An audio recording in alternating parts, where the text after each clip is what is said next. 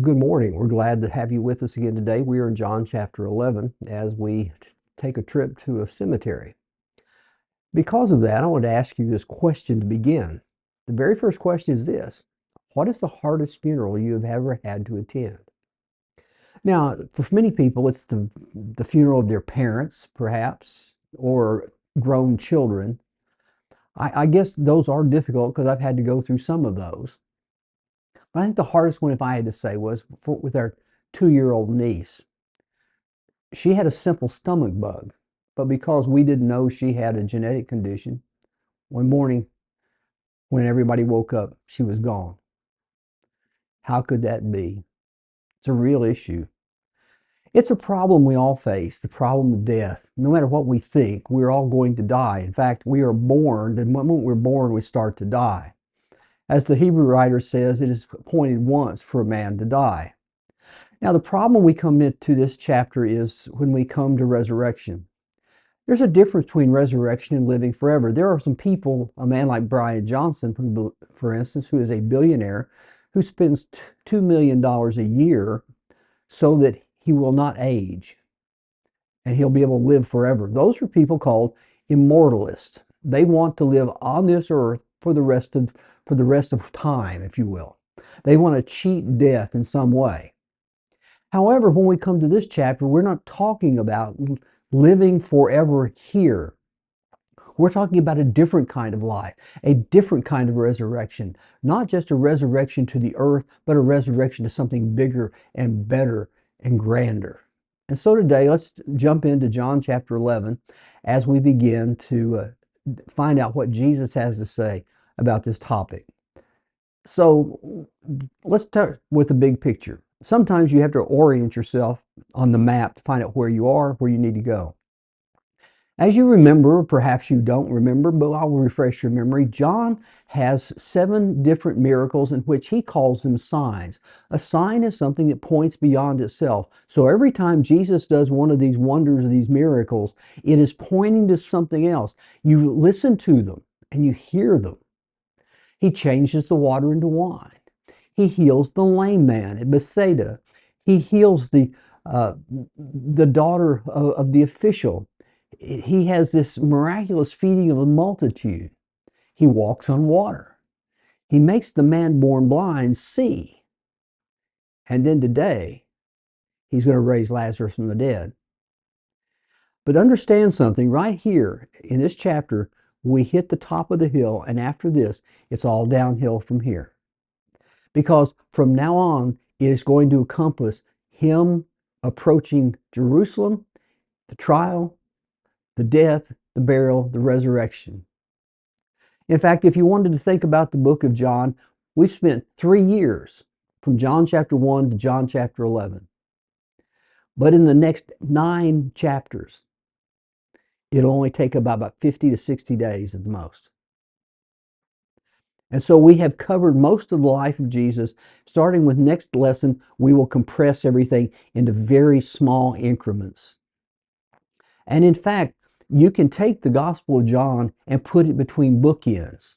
John has a purpose that he does not want you to forget, because he sprinkles it throughout this whole book. At the very beginning, it says, "To all who received him, who believed in his name, he gave the right to become children of God." There's something about believing him in this passage and in every passage in John. When you get to the other end, as he closes the book, he says, "These are written that you may believe that Jesus is the Christ, the Son of God, and that by believing you may have life in his name." So in between those two statements, everything Jesus wants to tell us about believing comes into play. So let's go to a little village outside of Jerusalem to where we begin our story today. John chapter 11, verse 1 says, "Now a certain man was ill, Lazarus of Bethany, the village of Mary and his sister Martha." Bethany is a small town. It was about 2 miles away from Jerusalem. It was not far. In fact, on a clear night, when torches were lit in the city of David, you could see the torches glow. It sat on a hill, and everything from there went down. In fact, one of the things we find out is from some of the gospel writers, Jesus spends the night at Bethany before the triumphal entry into his last days. And so here it was that he meets a family he knows well. And it is Mary, Martha, and Lazarus, three people who are all related, two sisters and a brother. I remember I had a great uncle and two great aunts, and they were kind of like this. None of them had ever been married, and so they all lived together until they were 95 years old uh, in the northeast part of Texas. And I always found that strange, but it just parallels what's going on in this story. John tells us in beginning chapter 11, verses 2 to 5, a little bit about the scene. It was Mary who anointed the Lord with the ointment and wiped his feet with her hair. That's going to come in chapter 12, obviously. Whose brother Lazarus was ill. So the sisters sent to him, saying, Lord, he whom you love is ill. But when the Lord heard it, he said, the illness does not lead unto death. It is for the glory of God, so that the Son of God may be glorified through it. Now Jesus loved Martha and her sister and Lazarus. Now that little vignette tells us a lot of things. First of all, it tells us he cared about these three people deeply. You need always somebody in your life that you can relax with, that you can be who you are with, that has very few expectations of you. And apparently that's Mary, Martha, and Lazarus. They give him respite when he needs it. But Lazarus is ill, and what you find out is it says he loved them. He didn't just have a friendship with them. This was somebody he would pour his life out with, someone he would give his all for. So that's you bring to that perspective, that background. He cares so deeply about them, he will sacrifice for them. This whole story. And yet, it says that he says it's not going to be unto death. It will not lead to death. It will not lead to something permanent. That's what we're going to find out. But he says it is for the glory of God, so the Son of God may be glorified through it. When you read the Gospel of John, you realize one of the big ideas is that Jesus is glorified in what he does. For instance, when you get to the next chapter, we'll highlight it again when we get there. It'll say, his disciples did not understand these things at first, but when Jesus was glorified, when he dies on the cross, they remembered the things and they knew what it meant then. And in verse 23 of chapter 12, it says, and Jesus answered, the hour has come for the Son of Man to be glorified. It was time for his death. And for Jesus, the ultimate glory is in the death, burial, and resurrection. But everything he does in the Gospel of John leads to the conclusion that he's being glorified. You find glory is always revealed. It is never assumed. And so when you watch all that Jesus does, there's something that's coming together and says, who is this man Jesus?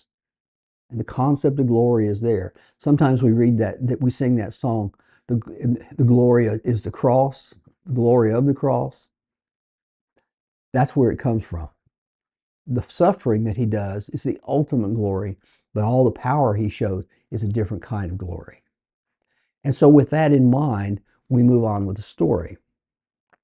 Beginning with verse 6, it says, so when he heard that Lazarus was ill, he stayed 2 days longer in the place where he was.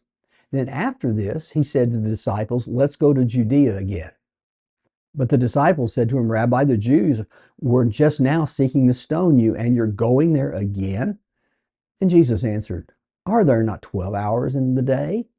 If anyone walks in the day, he does not stumble, because he sees the light of the world. But if anyone walks in the night, he stumbles, because the light is not in him. This is a strange thing to happen. He loves Mary, Martha, and Lazarus. But yet he delays 2 days. Apparently it's a 2-day journey. By the time he gets there, he could have done something, but instead he delays. The disciples are perplexed. All of a sudden he wants to go to Judea. They want to stone you in Judea. Why do you want to go there? The answer has to do with what he says about the day. For the Jews, the day was divided into 2 different periods. There was the day, which was sun up to sundown, and the night, sundown to sun up. They didn't have any lights or like we do it today. However, it has a deeper meaning than that. In John, there is this concept of light and darkness. The things done in the light are positive. Things done in the darkness, as we're going to find out in chapter 19, are part of the evil. So you do the good while you have the opportunity, for the evil is coming. But Jesus says, I am the light, and so the light operates during the day. He has a mission, something he wants to accomplish, something he wants to do, something that must be done. There is this track through John that's very, very important. The time of Jesus comes at the right moment. He tells his mother in John chapter 2, my hour has not yet come. In John chapter 7, on 3 different occasions, it says, his hour has not come. And now he says, I must continue this work during the day, for the night comes. And you don't work in the day. And when you get to the night, though, you don't work. And when you get to the night, you find out it's too late. Jesus has a mission, and he's going to accomplish his mission while he can. He will not be rushed by circumstances. He lives according to God's time. And for Jesus, there was always a right time. He could not be pressured because something else was going to happen. You say, but he knew he could have raised from the dead. Undoubtedly. But apparently this has nothing to do with that. This has to do with the fact that there was a moment, and then it was right to go. So we move on in verse 11. It says, after these things, he said to the disciples, our friend Lazarus has fallen asleep, but I go to awaken him. And the disciples said to him, Lord, if he's fallen asleep, he will recover. Now Jesus had spoken of his death, and they thought this meant he was taking rest in sleep. Then Jesus told them plainly, Lazarus has died. And for your sake, I am glad I was not there, so that you may believe. But let us go to him. So Thomas, called the twin, said to his fellow disciples, let us also go, so that we may die with him. In these few verses, you find out that Jesus told the disciples a popular euphemism, one he had used before, one that was well used in the ancient time, that death is a certain amount of slumber. And yet they didn't grasp it. They thought if he's sick and he's sleeping, that means he's getting stronger, he's going to get better, and Jesus is going to go and he's going to surprise him and wake him up. But then he says, no, he's dead. But he does that for a reason, that they may believe him. What is he going to do? It drives belief deeper and deeper into these men. Think about all this that they have seen, and yet they still don't quite grasp him. Not just the idea of sleep, but they don't grasp him either. I wonder if we ever fully grasp it. There's always a part of us that needs a little more. And for the disciples, with all that they had seen, even though we think that cures everything, they still had more to see. So it says that Thomas raises his head. He's a very good spokesman in the Gospel of John. We meet him at least 3-4 times. Thomas is not told much in the other 3 Gospels. Here he plays a significant part. Let us then go, and we'll die with him. Now he sounds like a fatalist, but think about this. He's loyal. He doesn't forsake.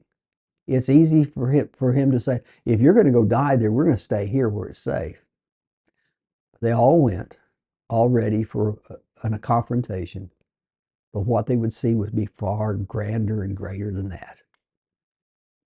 So John continues by saying, now when Jesus came, he found that Lazarus had already been laid in the tomb for 4 days. Bethany was near Jerusalem, about 2 miles off, and many of the Jews had come to Martha and Mary to console them concerning their brother. So when Martha heard that Jesus was coming, she went and met him. But Mary remained seated in the house. Martha said to Jesus, Lord, I know if you had been here, my brother would not have died. But even now I know that whatever you ask from God, God will give you. Jesus said to her, your brother will rise again. But Martha said, I know that he'll rise in the resurrection at the last day.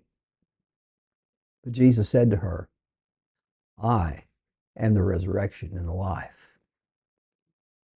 Whoever believes in me, even though he die, yet he shall live.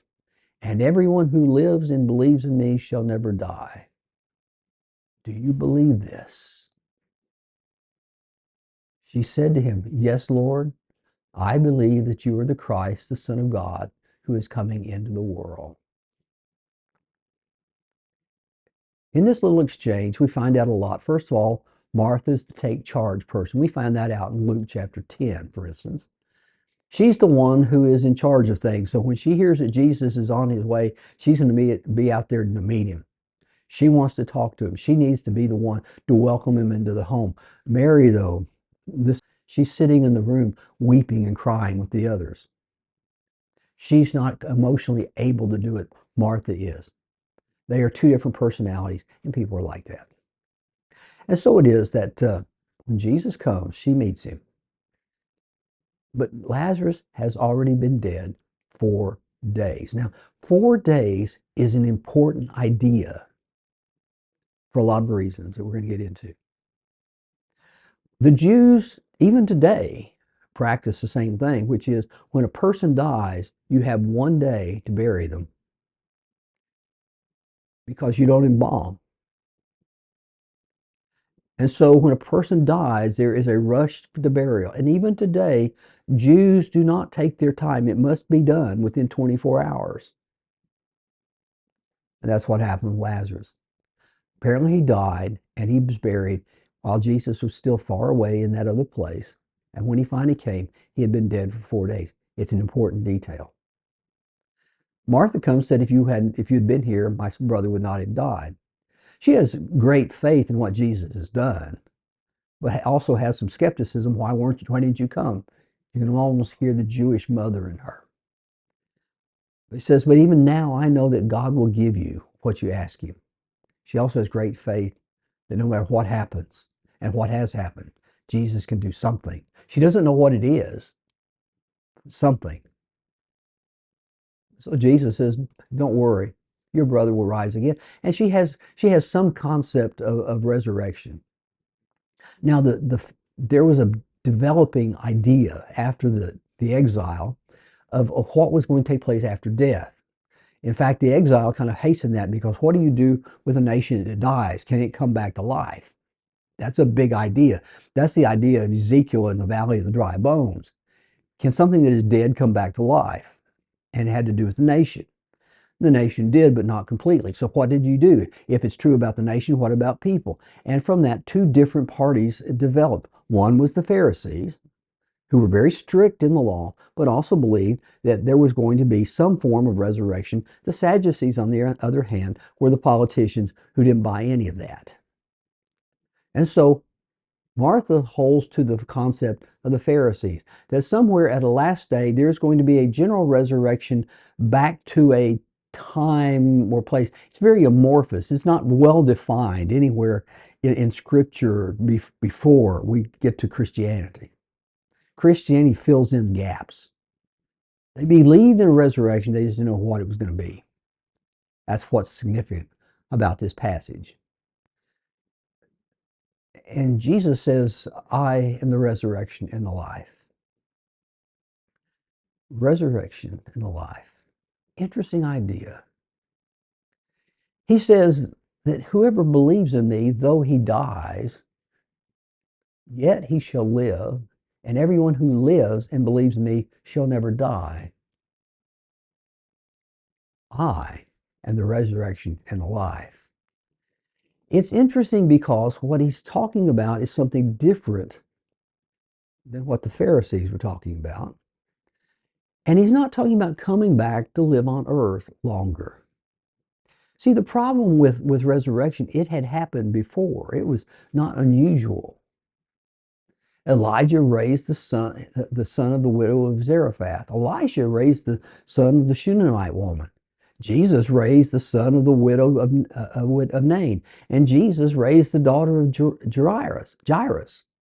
So it was not unheard of, it was just unusual. It was just very rare. And it always came into the power and image, the power of God and the agency through which God worked. Now, we're not talking about the resurrection, they're talking about I am the resurrection. Every other resurrection was to be raised, to die again. That's what would happen to Lazarus. The problem is you will always find the grave. Jesus says, even if you die, you will live. So what does he mean by I am the resurrection and the life? It is personal. I am. I am the resurrection. I am the life. I am the living part of this. It's resurrection is not, in Jesus' terms, it is not an event that happens to you. It is an experience you continue to have with Christ. When you believe in Christ and you obey him, there is a change of who you are, so that even if you die, you're still alive. You still have your spirit. You still have the thing that God gave you. You're his child. And so he is encountering them saying, understand something. Even someone dies, if they believe in me, they will live. And if they live and they died, they'll still be alive in some way. It's hard to put into words. But when the New Testament would unfold, you understand what it means. In 1 Corinthians chapter 15, Paul would talk about resurrection. And he would talk about the mortal puts on immortality. And the body is changed. And you live with him forever. Not here, with him. There is relation there. We are putting ourselves in relation. We believe and obey Christ. A relation that transforms our lives, our deaths, and our destinies. We quit fearing death because we will continue to live. I am the resurrection and life. But something different was happening. And what Jesus says about I am the resurrection and life brings Mary to that moment where she says, I believe that you are the Christ, the Son of God. That's the belief that we're looking at. So the scene changes. When she had said this, she went and called her sister Mary, saying in private, the teacher is here and is calling for you. When she heard it, she rose quickly and went to him. Now Jesus had not yet come into the village, but was still in the place where Martha had met him. When the Jews who were with her in the house consoling her saw that Mary rose quickly and went out, they followed her, supposing that she was going out to the tomb to weep there. Now when Mary came to where Jesus was and saw him, she fell at his feet, saying to him, Lord, if you had been here, my brother would not have died. When Jesus saw her weeping, and the Jews who had come with her also weeping, he was deeply moved in his spirit and greatly troubled, and said, where have you laid him? They said to him, Lord, come and see. Jesus wept. So the Jews said, see how he loved him. But some of them said, could not he who opened the eyes of a blind man have also kept this man from dying? You hear different voices. Mary says exactly what her sister said. This could have been prevented. But Jesus doesn't go into anything with her. Instead, he looks and it says he was deeply moved. Now, that's a word that has strange connotations. Some people interpret this that Jesus was angry with everybody because they were so upset. He was going to raise them from the dead. What do you expect? Why are you crying? Why don't you just wait and see what I'm going to do? First of all, that's a very arrogant approach. but it also doesn't really capture the whole meaning of the word. Yes, it can mean that, anger, but it's not the anger that it sounds like. Instead, it describes, for instance, when a horse is frightened or startled, it snorts. This is the same word. This is something that is visceral, that all of a sudden bubbles up at a moment you don't know what it is until you feel it. I'm going to suggest to you what I think it is, and I could be wrong. I think Jesus is feeling the emotion of grief. I think he's grieving over many things. I think he's grieving over the unbelief. I think he's also grieving with Mary, with the tears that come to her eyes. Jesus feels the passion there. And then comes that one verse that every schoolboy, every schoolgirl knows who goes to Bible class and has to say a Bible verse by memory. They can always come up with this one time at least. Jesus wept. When John says Jesus wept, he uses a word for weeping that is unique in the New Testament and applied only to Jesus here. It is the weeping of great emotion of a moment. Tears falling heavily from the eyes of Jesus. Now, people have tried to explain this so many other ways. They've coupled it with the deeply moved and said, well, you see, Jesus was crying because all of these people were not believing in him, and he was weeping so bitterly at their unbelief.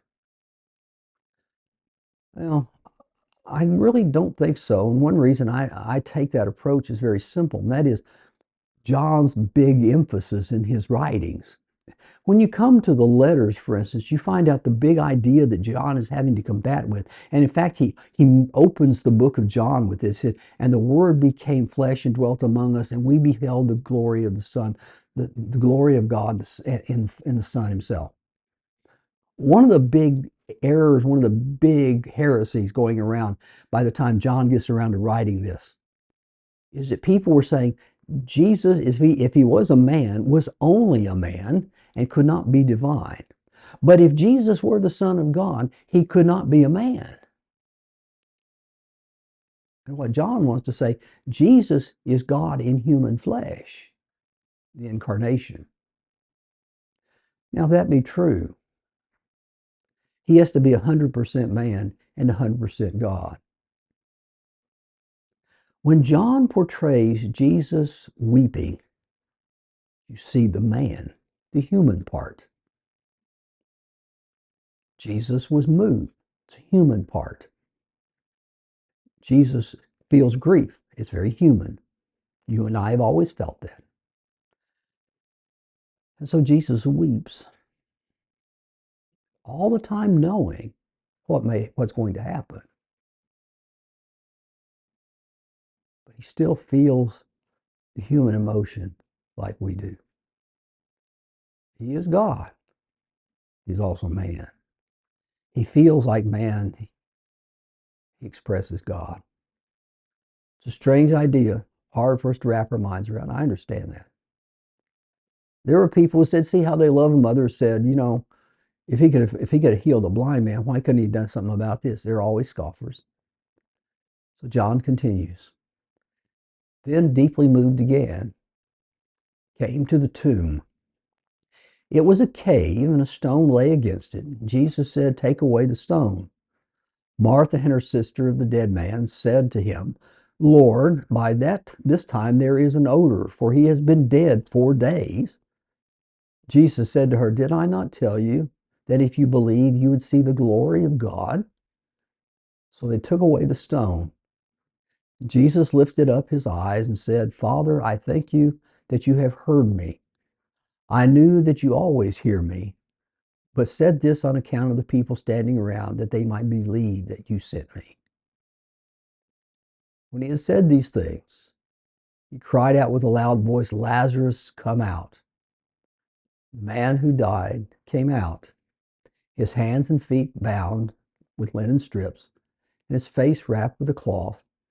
And Jesus said to them, unbind him and let him go.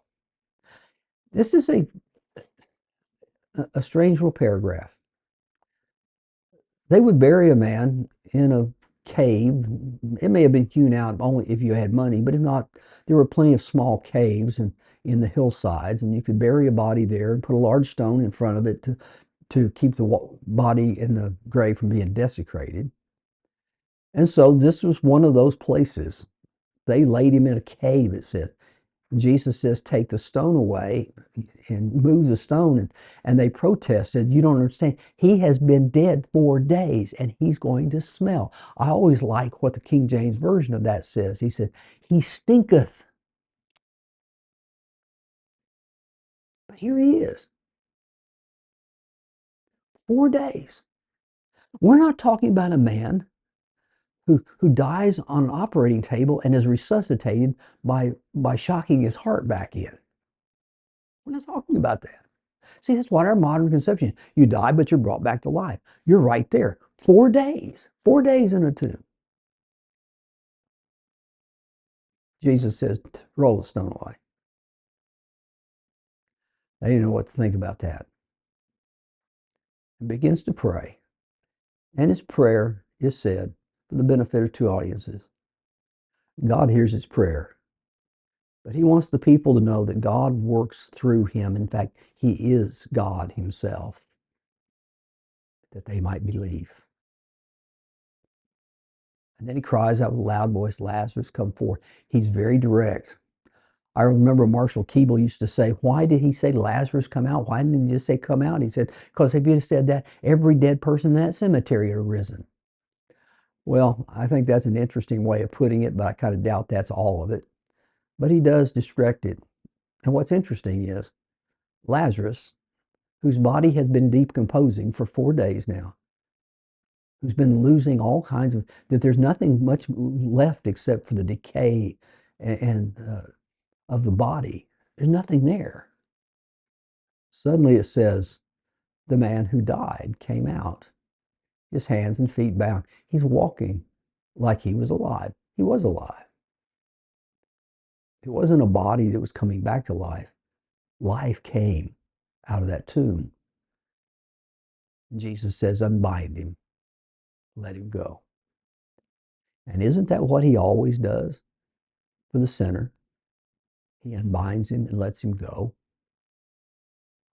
I always wonder about this passage if Lazarus ever said anything about it. You know, if he were there today, he'd be on every talk show in town. Tell us what it was like while you were dead. Did you go somewhere? Did you see a light? What's it like to be alive again? As far as we know, Lazarus never said a word about this. I guess the human curiosity would like to know what he found out. But that's just us. That's not important, because something else is much more important. And now there's a reaction to all this. Remember, Jesus has done so many things, including healing a man who has been born blind, and now he raises a man who's been dead for 4 days, and you can't escape this now. The Jews, therefore, who had come with Mary and had seen what he did, believed in him. But some of them went to the Pharisees and told them what Jesus had done. So the chief priests and the Pharisees gathered the council and said, what are we to do? For this man performs many signs. If we let him go on like this, everyone will believe him, and the Romans will come and take away both our place and the nation. But one of them, Caiaphas, who was high priest that year, said to them, you know nothing at all, nor do you understand that it's better for you that one man should die for the people and not the whole nation should perish. He didn't say this of his own accord. But being the high priest that year, he prophesied that Jesus would die for the nation, and not for the nation only, but also to gather into the children of God who are scattered abroad. So from this day on, they made their plans to put him to death. Here we come. The Pharisees have learned this. Now they're in a tizzy. It is now a political problem. If we let Jesus continue to do this, the Romans will crack down. They will take complete control of our nation again, and we'll lose our place, meaning their place of power. They'll become subservient to the Romans, and you'll have Pilate as the one who governs everything, and they can't make any more decisions. They would lose their political power. And so is Caiaphas. Caiaphas is the high priest. He's also a Sadducee. He's a pragmatist. He doesn't care if there's a resurrection. He doesn't believe in it. He's in the room with Pharisees who do, but so what? He's making a practical political point. It is better for him to die than the nation. Now it says the high priest was prophesying and he didn't even know it, because Jesus would die for the nation. He would die for all mankind. What he said was the absolute truth without him even knowing it. A lot of times people say that, but especially here, it comes out of the high priest's mouth, it must be right. And it was. But time was growing short. Jesus therefore no longer walked openly among the Jews, but went from there to the region near the wilderness, to a town called Ephraim. And there he stayed with his disciples. Now the Passover of the Jews was at hand, and many went up to the country from the country to Jerusalem before the Passover to purify themselves. And they were looking for Jesus, and saying to one another as they stood in the temple, "What do you think? That he will not come to the feast at all?" Now the chief priests and the Pharisees had given orders that anyone who knew where he was, he should let them know so they might arrest him. Now we're coming to a moment. Jesus withdraws, is near to Passover. When he comes to Passover, he will be arrested, he will be tried, he will be put on a cross and laid in a tomb, waiting for a third day. So here we are, a man who has died, who lives again to die again, confronted with a man who will die, never to die again. So what do we learn as we look at this lesson today? In this story, we find both the humanity of Jesus and the divinity of Jesus. John puts those two things together in ways that no other writer does. He's concerned that we get the right idea, that Jesus is fully man and fully God, all at the same time. That is one of John's big emphasis when he writes his books.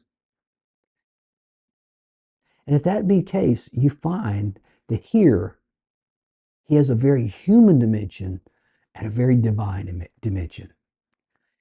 Because of that, in his humanity, we find comfort that he can feel as we feel.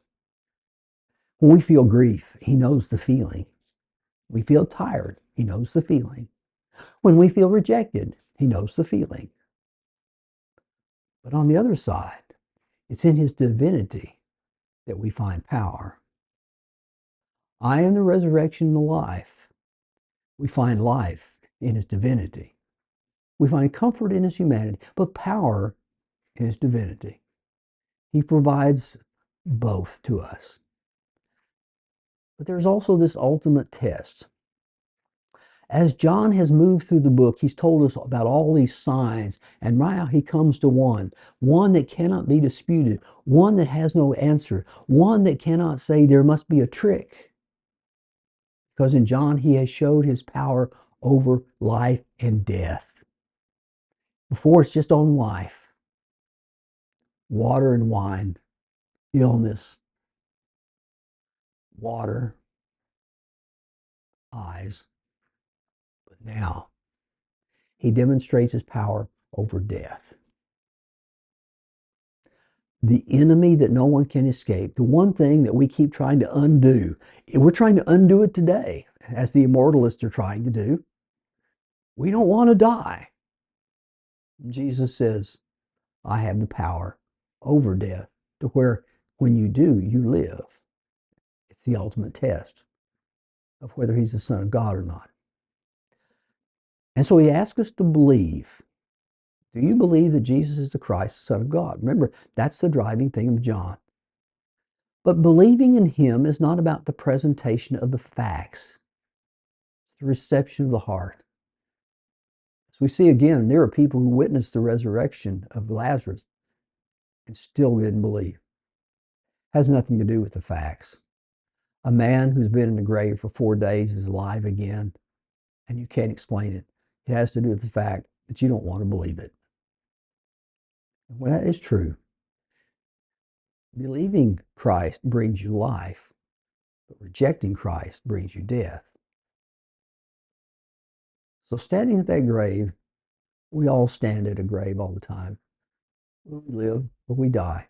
Depends on how you see and respond to Jesus. Thank you for joining me today. I hope to see you again next Sunday as we continue with John chapter 12 as we move into those final days of Christ in his death, burial, and resurrection. So hope you have a great day. I'll see you again next week.